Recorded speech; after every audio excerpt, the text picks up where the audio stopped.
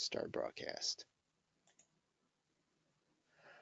Okay, everybody. This is Charles Harper, and I'm with a friend of mine. I met Amy Harrop, I think about 2015. We met formally in Florida at a conference, and I've kind of followed her work.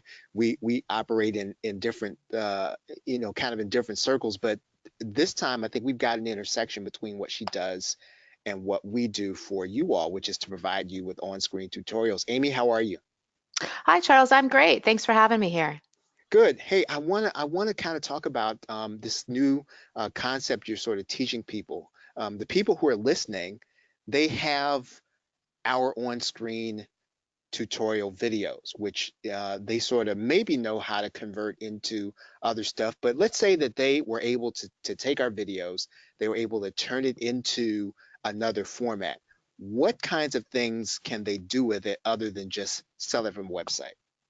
Well, actually a really big market for these types of tutorials. I call them visual tutorials, short how-to content, and there's a lot of different places that they can actually sell these directly, and then they can also use them to put up to drive a lot of traffic as well. So some of the places that they can do this at that I cover in more detail in my instructor training is Amazon, and there's some very popular types of tutorials on there that are relatively short, easy to put together, and are often bestsellers and just really popular. Etsy is another site that has been surging in popularity in the last few years, Hmm. and this is also a great site too where you can sell these visual tutorials as well. And there's even actual third-party tutorial sites that you can sell your tutorials to anywhere from $50 to $500 a pop, and they're again very much in demand there as well. This is interesting. Okay, so you can do it on Etsy, you can do it on Kindle, obviously. So if what is it that they basically have to do? So let's say they've got the video. What form do they have to get it into to sort of make it ready? There's a couple of things they can do. They could simply take the video and get it transcribed and then rework it and put it into their own words and format it. Some of the how-to content on Amazon with Kindle, for example, doesn't actually have a lot of visuals. If they do want to use something and put together a tutorial that has more visuals, which would be perfect for something like Etsy, they can use some free tools and software which will actually help them extract screenshots from their videos, and then they can use those with their own written content. And some of these don't even really need much written content at all. So you can have just very short step-by-step written instructions with the screenshot grabs of the videos.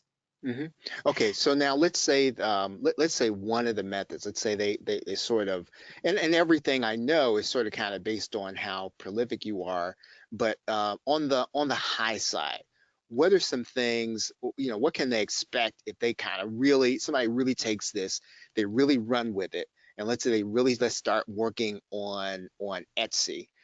What kinds of things are possible, if they were to do this?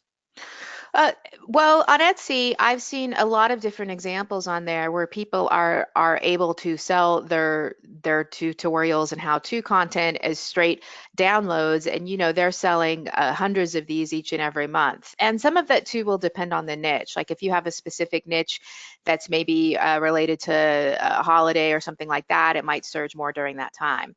I've also seen that on Amazon as well, where a lot of these tutorials are number one in their category and they're bestsellers. And so those people as well are most likely selling hundreds of those, or people they're getting a lot of page reads if it's in Kindle Unlimited each and every month as well.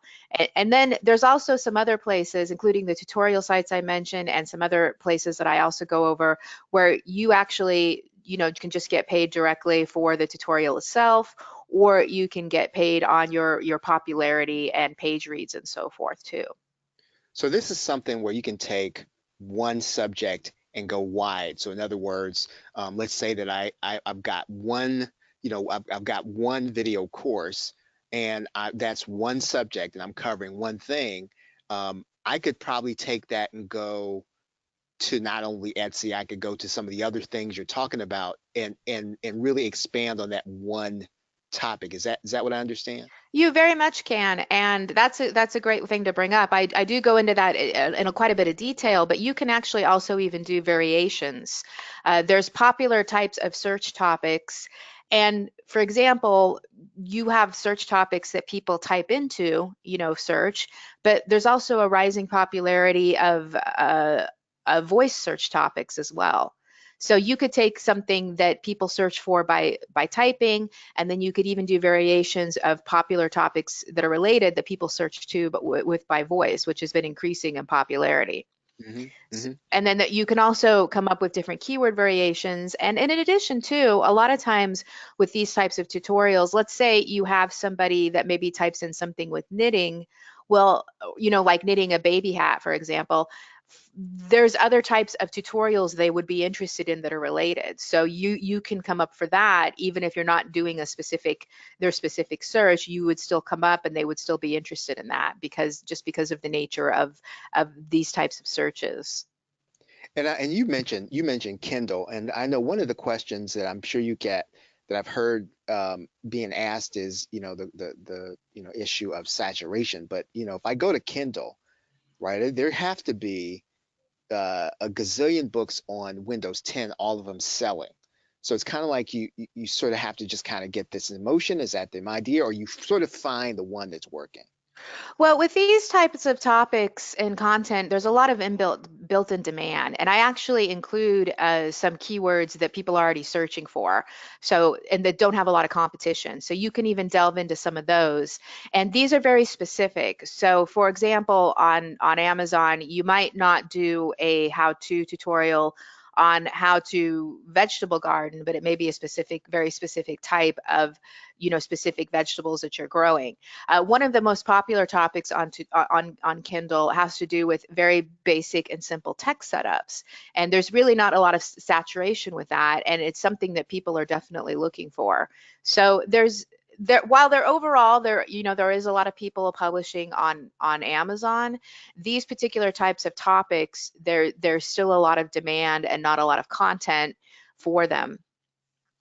Yeah, and I know you spend time in the guide talking about sort of how to develop the content. But the people listening here, right? I mean, they've already got that content sort of developed. It's already done in sequence. It's already been mind mapped. They sort of just have to get it in motion. So they may probably be at an advantage to other people who have to kind of develop this tech content. That's very true. They actually do have an advantage and they are ahead of everybody else because they simply just need to put it in these types of formats with visual and or written, and break it down using, as we mentioned, they can use transcription software. They can put it in their own words, and they can use something like uh, some type of screen grabber type software. There's also visual tutorial builders as well that they can use, where they can just do something on the screen and it'll copy it. But yeah, they're definitely at an advantage because they already have the content. They just have to organize it and get it onto the page, and then they can just put it where these places where you can sell it, and then they can also have it up there. They can also use some of the templates. I include a few templates where they can create uh, visual content that actually drives a lot of traffic. So if they already have something they're trying to drive traffic to, they can use what they already have and create these really popular visual types of content that are popular, like on Pinterest and things like that, quickly, and that can also get them a lot of eyeballs too.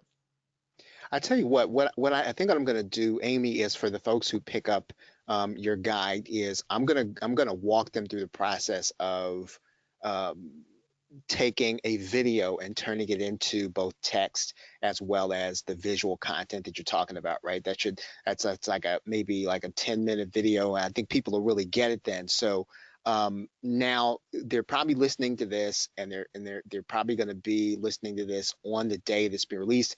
Um, is there sort of a time deadline on this, Amy, before there's a price rise, or you're going to take it off the market or anything like that?